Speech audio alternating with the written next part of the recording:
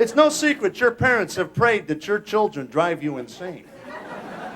But do they have to buy the vehicles? My mother doesn't even try to hide it anymore. She'll call me up. I'll call her up in the middle of the afternoon. Mom, they're driving me nuts. Oh, thank you, Jesus. And my dad calls me up late at night just to laugh at me. Tell me again how they clogged the toilet bowl up with your Armani jacket. Tell me how they've lost every tool you've ever purchased. Woo! Tell me how they hit rocks with your golf clubs. You know, son, doctor said one more grandkid, I'd get off of Prozac altogether.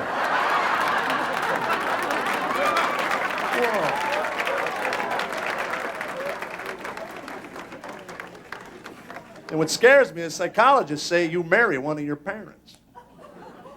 That ought to scare you. If I had a hazard a guess, I'd say I married my father. Yeah, because we're members of a health club, by the way. You know why? Happy wife, happy life, that's why. Buttercup wants a health club membership. I went down there once. That was for the orientation program. I've driven by it 10 or 12 times. It's on the way to Cinnabon.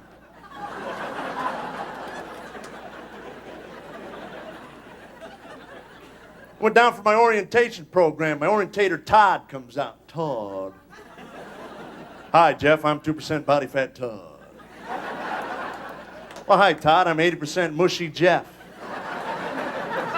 And he flexed, and he went, Nautilus did that. Oh, yeah? Well, Haagen-Dazs is doing this. What do you think of that?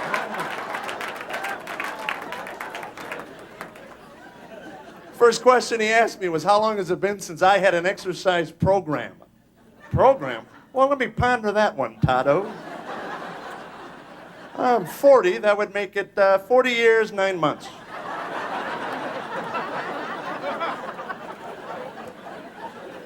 He says, well, you might want to start out a little slow. So I'm sleeping with ankle weights on right now. Never know, you might roll over and burn a calorie or two. Yeah, I think I found a program I can relate to. Slumber size. I'm up to 4 naps a day.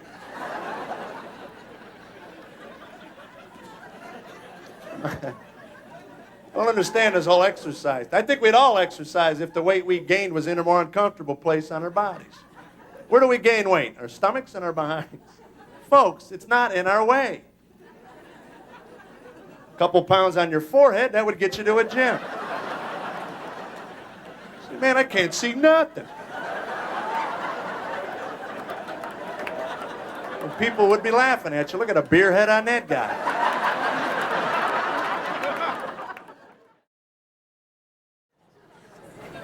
They say rap music comes from the city. That's what they say. Rap music from the 1980s when they cut back on public education and urban kids didn't have music school anymore in the public schools, so they made up their own music by rapping over a beat on a turntable. I say no. I say rap music comes from my heritage. It comes from, hey, but all right, sir, open the gate and let him out. Walking boy, here we go now. What are you going to give? I got a $20 bid now, $30, 30, give me 30, make it 30 bid. I'm on 30 now, 35. I got a $35 bid now, $40. Yo, I got my mind on my money and my money on my mind. Sold. MC Calcella. I've been watching way too much TV. I do watch too much television. I like the Weather Channel. I tape the Weather Channel. I love the Weather Channel. I like Jeopardy. I like Jeopardy, but I'm not smart enough to play Jeopardy. I'm not. I'm not smart enough to play that game. That is almost impossible. You have to be a genius to play Jeopardy now. Have you ever seen that? I'll take things nobody could get in 100 years for 800, please. DD19724G-36812. What is the price code on the back of a bag of Doritos? Correct. I don't get it. I'll tell you one thing. When I work in front of secular audiences and I say that I believe in Jesus Christ, that I'm following Christ, that my walk with Christ has become a sprint in the past few months, they don't understand and they always ask for proof of Jesus Christ. The first thing I always use as proof of Jesus is laughter. I think that's a pretty good one because laughter is something you can't physically explain. There's no scientific reason for laughter. You can't make a mathematical quotation and figure that out in a problem, it's impossible. It comes from here. It comes from inside. They still don't buy it. We still want physical proof of Jesus Christ. The only thing I've been able to come up with is a television program that proves Jesus.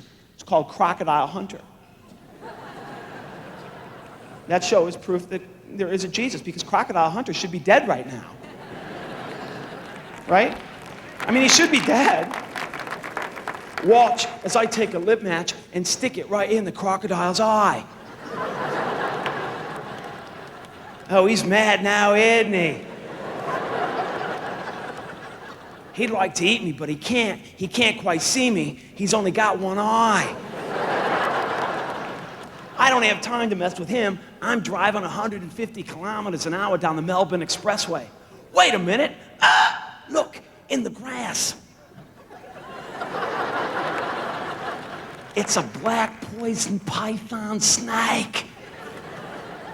The most poisonous snake in the world. I'm gonna pick her up. She's gorgeous. 2 white fangs. If they even touch human skin, you're dead.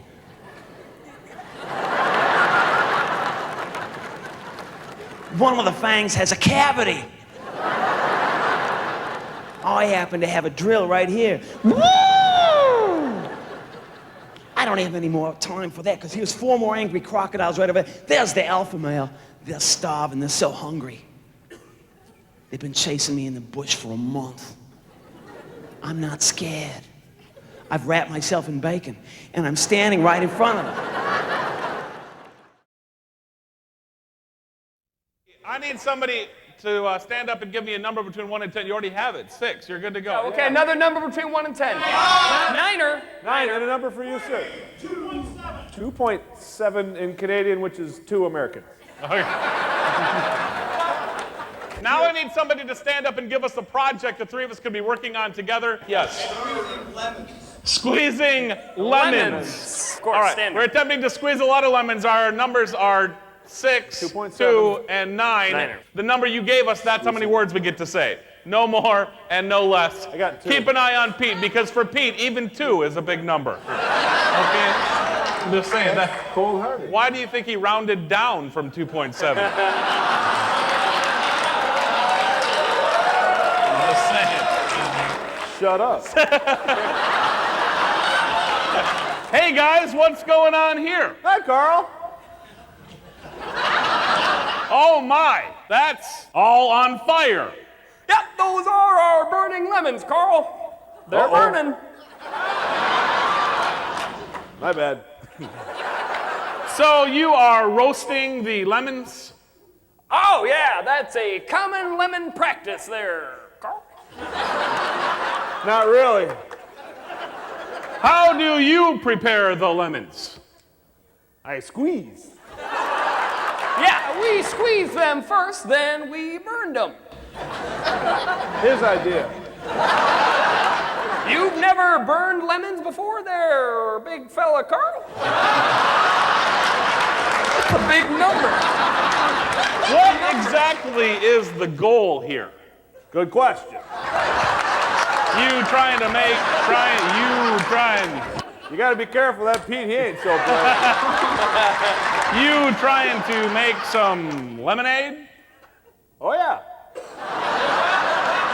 And have you done this before? Not yet. Do you think it will be good or bad? You're making it? Probably be bad. I agree. Hey, we could roast some marshmallows, though. That's cool. Lemon mellows. I'm making me a little snack there, fella. Hi. Did you just say lemon mellows? Yeah? So?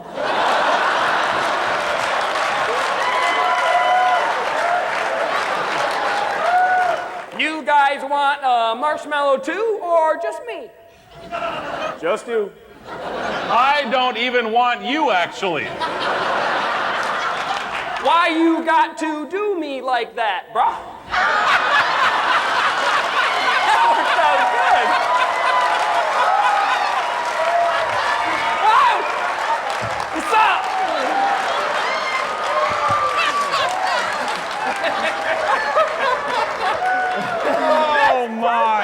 I gotta get 9 every time.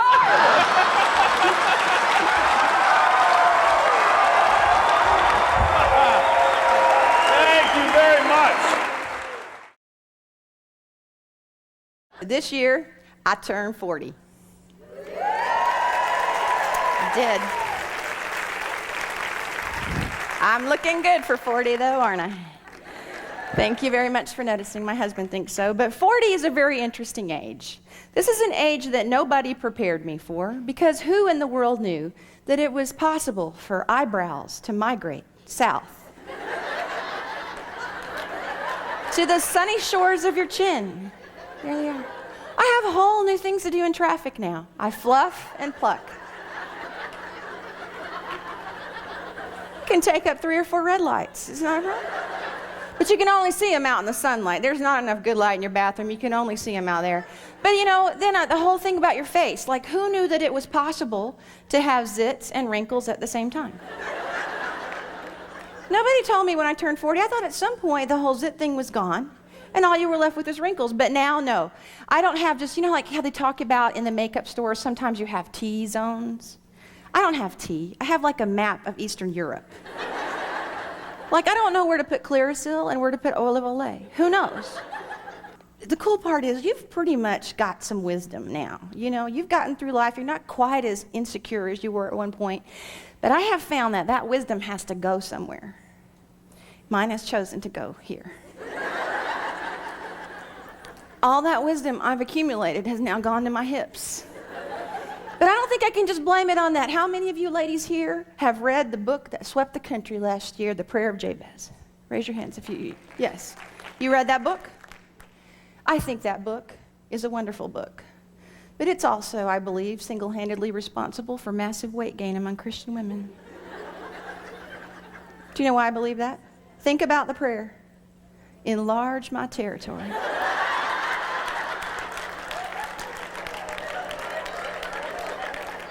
Don't you think before we prayed that prayer, we might have gotten just a little more specific? Because I believe God is answering that prayer. He is in my life in ways I hadn't even thought of. E. E is for education. Now, it may surprise some of you to know that I was kind of a smart aleck. And as such, I spent the majority of my early learning years out in the hallway. And I was homeschooled, which is what really, really hurt.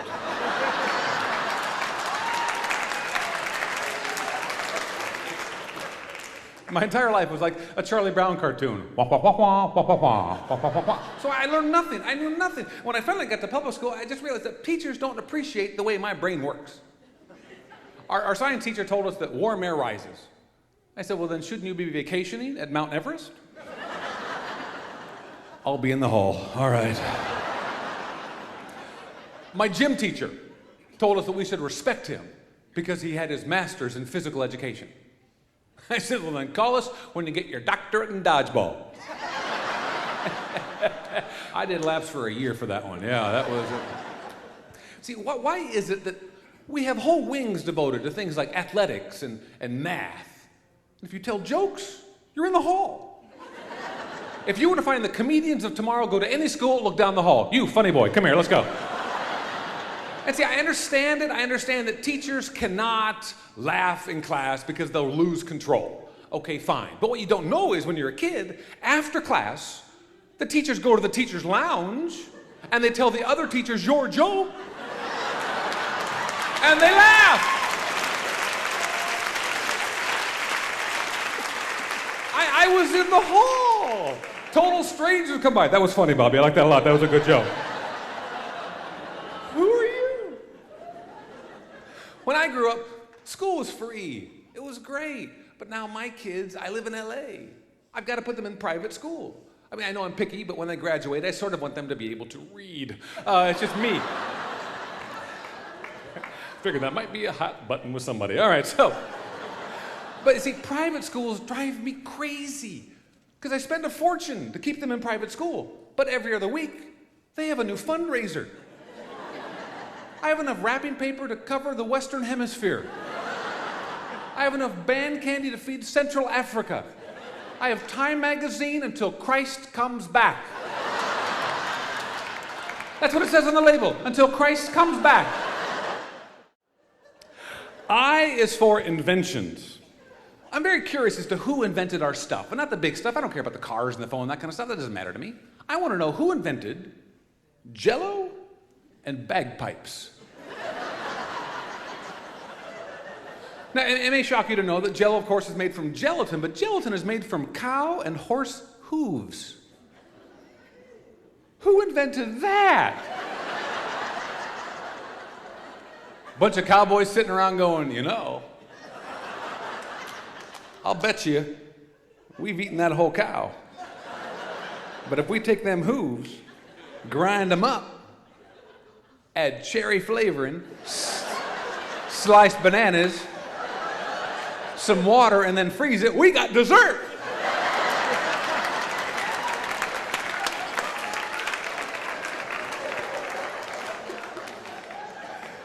Bagpipes. Do you know what bagpipes are? They were made from sheep's bladders. Who invented that? Hey, McGillicuddy, there's a pint in it for you.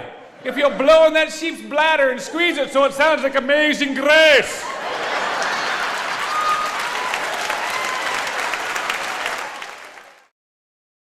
Now, listen carefully. Folks, you too will learn to juggle and amaze your family and friends. Because of safety, I'm going to ask you to take one step over. Bruce, that was beautiful. Kevin, you begin with 3 objects, 2 objects on one hand, 1 object in the other. Each object spins at a 45-degree angle, spinning only once. If they spin twice like that, that makes it particularly difficult. If they spin 1.5 like this, that makes it even harder. Try to keep them spinning just once. 45-degree angle makes it look pretty. Here's a hint. Start with the hand with 2. Got it? Good. Once you got that, you want to move on to something a little harder. So here's what you do. You take the basic pattern that you just learned, and you take one of the clubs out of the pattern. You're going to stall it underneath your leg just like so. If you can get under the leg like that, then you want to go underneath the arm like this. If you can get under the arm like that, then you want to go between the knees like that. Don't do that too quickly. Kevin. Once you got that, you want to go under the leg without stopping. So you take one of the clubs out of the pattern, you're going to throw it from the outside to the inside, just like so. If you can do it from the outside to the inside, you want to do the inside to the outside. If you can do it from the inside to the outside and the outside to the inside, you want to do the inside to the outside and the outside to the inside at the same time. Kevin, that looks something like this. Thank you. If you can get that, you're ready to go behind the back. Now, Kevin, if you were listening carefully, you'll know that behind the back is just like going under the leg, except instead of going under the leg, you're going to go behind the... I knew you were listening. Here we go. You start with the left hand, you throw from the left to the right. If you can do from the left to the right, then you want to do the right to the left. If you can do from the left to the right and the right to the left, you want to do left to right and right to left at the same time. Kevin, I don't always catch this one, so I need you to cover for me if I miss. Here we go. Left to right, right to left at the same time. Ha! Right here. Right here. Right here. Nice.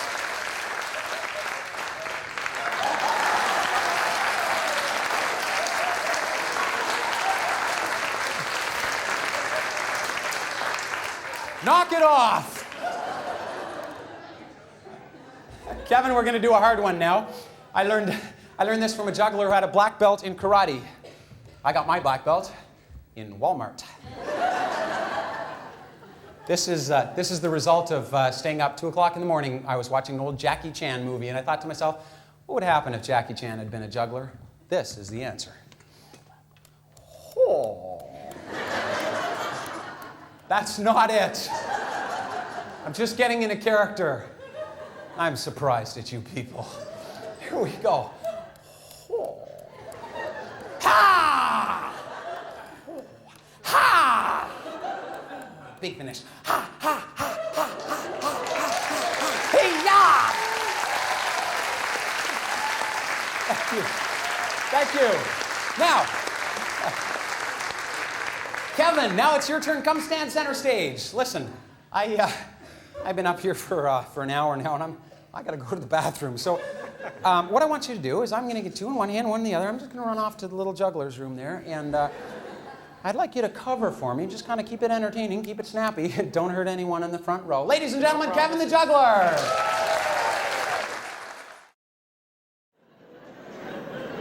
Doctor came in, he said, baby's coming. You all got to leave.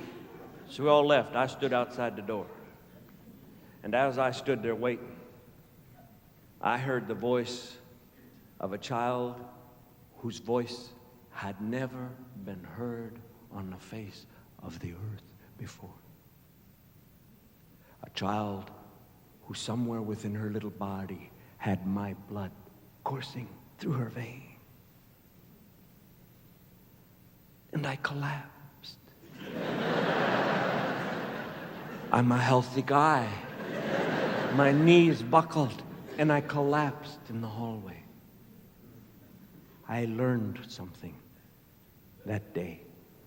I learned that if you collapse in the hallway of a major hospital,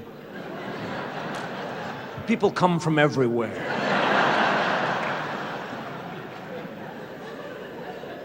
I learned something else that day.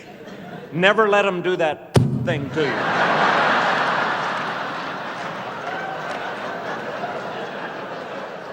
That hurts like fire. And once they start that, you can't get them to stop. Ow! Oh!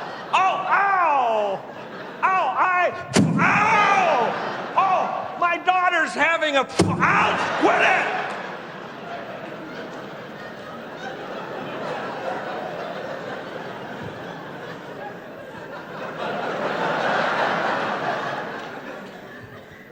Son, if you're ever laying down and you hear someone yell clear, stand up.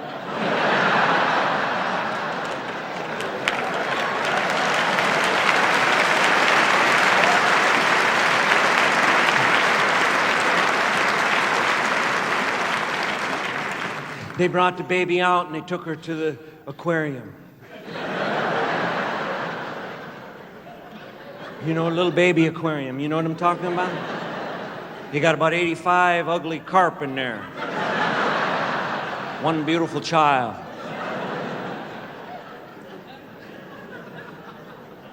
I press my hands against the window.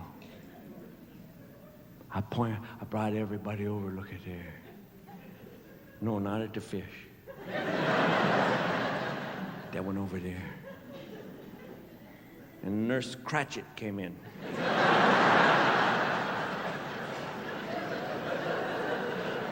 She needed a blood sample. So she stabbed my little baby in the foot with a needle to get her blood sample.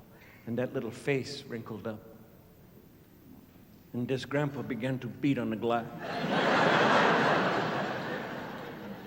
I'm yelling, "Come here! You, Mrs. Cratchit! Come here! Bring your needle with you! I'll show you a blood sample."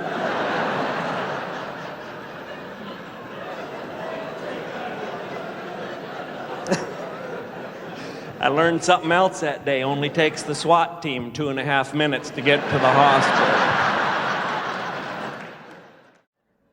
But I decided I had to do something because my body's letting go on me. So I bought a set of 150 pounds of weights.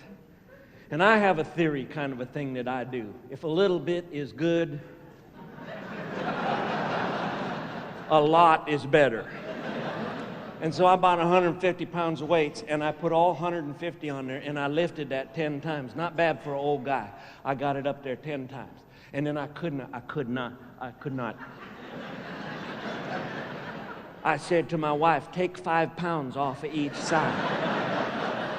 She took 5 pounds off each side. This is a true story. I lifted that maybe 3 times, and then I could not.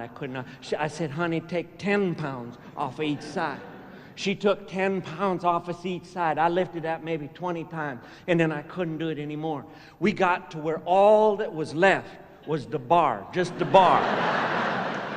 And I lifted that maybe 4 or 5 times, just 4 or 5 times. My body was straining, sweat was coming from everywhere. I said, sweetheart, take the bar away.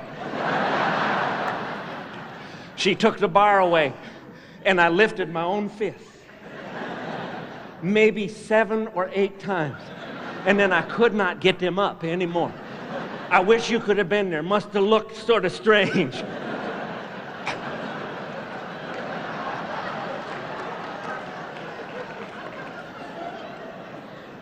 So I let my arms go. And my wife was looking at me. She said, "Oh, do you look good?" Because my muscles were all swollen. Oh, they were big, like when I was young, big muscles, had veins. Some of the veins were bigger than my legs. Big muscles. She said, "Oh, you look good." I thought, I'm gonna take me a shower and then I'm gonna romance my wife. I got in the shower. I put shampoo in my hand. And I couldn't get the shampoo up.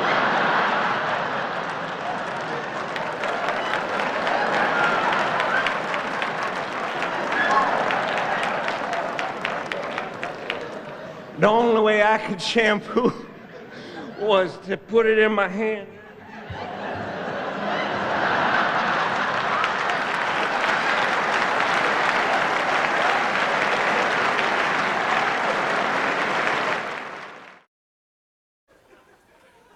Here's the best part. This is what I love when they do this, okay? You're sitting there. This is what I love. You're sitting there in your nice coach seat, right? You're all comfortable there, nice, right? Just no more peanuts, please. No, I'm stuffed. Yeah, no. No. That bag had 4 of them in there. I don't want no more. Thank you very much. No, please. I had a Snickers bar 3 weeks ago, too. I'm all right. Here's the best part now, right? Well, can you see this? This, you're in your nice seat. Now, this, in your coach seat, is regular, right? But this is comfort. Ah. Woo! Let's go. Holy mackerel, huh? Oh, I'm comfortable now, baby. Yes, I can't feel my body now. Yeah, I'm great. I hope we take the long way to Europe. Yep, that's it. Wait, in case you missed that, let me bring that up again. Hold on. There you go.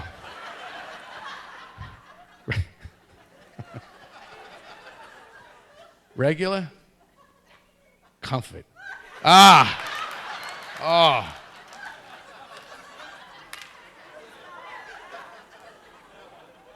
This is where they really aggravate me, folks. This is where they really think we're dumb, okay? And they go, "Ladies and gentlemen, we're about to land. For safety reasons, please bring your seat to an upright position."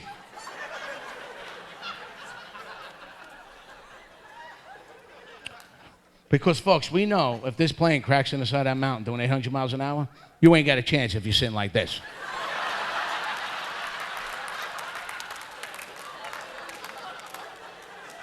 No.